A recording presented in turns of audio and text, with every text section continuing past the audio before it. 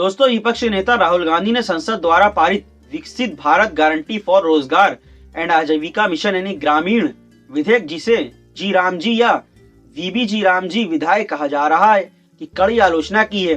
उन्होंने इसे anti state और एंटी विलेज करार देते हुए कहा कि मोदी सरकार ने एक ही दिन में मनरेगा के 20 वर्षों के योगदान को नष्ट कर दिया है। उन्होंने इस संबंध में एक्स यानी पूर्व में ट्विटर पर लिखा कि राहुल ने कहा कि वो इस मुद्दे पर राष्ट्रव्यापी आंदोलन छेड़ेंगे। राहुल गांधी इस समय जर्मनी की 4 दिनों की यात्रा पर हैं। इस बीच संसद में दोनों सदनों के शीतकालीन सत्र का शुक्रवार को समापन हो गया। सत्ता पक्ष ने विपक्षी दलों के नेताओं को चाय पर बुलाया। इस चाय पार्टी में पीएम मोदी और प्रियंका गांधी वाड्रा भी दिखाई दी। यह विधेयक MNREGA Mahatma Gandhi national rural employment guarantee act का अपडेट संस्करण है, जो इसकी जगह लेता है। राष्ट्रपति की मंजूरी मिलने ही यह लागू हो जाएगा। विधेयक में ग्रामीण परिवारों को 100 दिन के बजाय 125 दिनों की गारंटीड मजदूरी रोजगार का प्रावधान है, लेकिन विपक्ष का आरोप है कि यह अधिकार आधारित और मांग आधारित गारंटी को कमजोर कर दिल्ली से नियंत्रित राशन जैसी योजना बना देगा।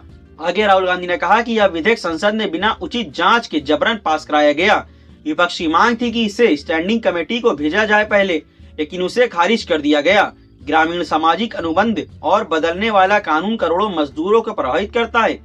इसे बिना कमेटी जांच, विशेषज्ञ परामर्श और सार्वजनिक सुनवाई के पास नहीं किया जाना चाहिए।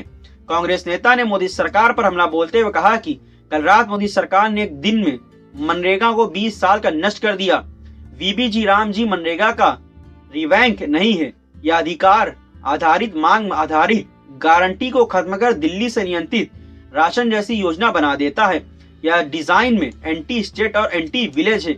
गांधी ने आगे कहा कि जी हाँ, राहुल गांधी ने आगे कहा कि आरोप लगाया प्रधानमंत्री नरेंद्र मोदी लक्ष्य स्पष्ट है, मजदूरों को कमजोर करना, ग्रामीण भारत की सौदेबाजी की ताकत को तोड़ना, खासकर दलितों, ओबीसी और आदिवासियों की सत्ता को केंद्रित करना और फिर नारे को रिफॉर्म बताकर बेचना। आगे उन्होंने मनरेगा की तारीफ करते हुए कहा कि यह ग्रामीण मजदूरों को ताकत देता था, इसके कारण सोशल और उनका संकट कम हुआ है, मजदूरी बढ़ी, काम की स्थिति सुधरी है, ग्रामीण इंफ्रास्ट्रक्चर का विकास हुआ है। लेकिन यह नया विधेयक काम को सीमित कर और इनकार के तरीकों को बढ़ाकर ग्रामीण गरीबों के पास मौजूद एकमात्र हथियारों को कमजोर करता है। कोविड काल का जिक्र करते हुए राहुल गांधी ने कहा कि मनरेगा ने करोड़ों लोगों को भुखमरी और कर्ज से बचाया।